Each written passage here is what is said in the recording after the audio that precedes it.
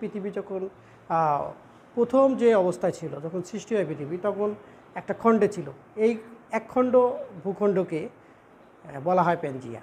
এই প্যানজিয়া প্রথমেই 7 ভাগে বিভক্ত হয়নি, প্রথমেই তারা 2 ভাগে বিভক্ত হয়, একটা হলো উত্তর অংশ আর একটা দক্ষিণ অংশ। তো উত্তর অংশের নাম রাখা হয় লরেসিয়া এবং দক্ষিণ অংশের নাম রাখা হয় হচ্ছে গন্ডোয়ানা ল্যান্ড। এভাবে কিন্তু আমাদের এই মহাবিশ্বের সৃষ্টি এবং এই মহাবিশ্ব বর্তমান রূপ ধারণ করেছে।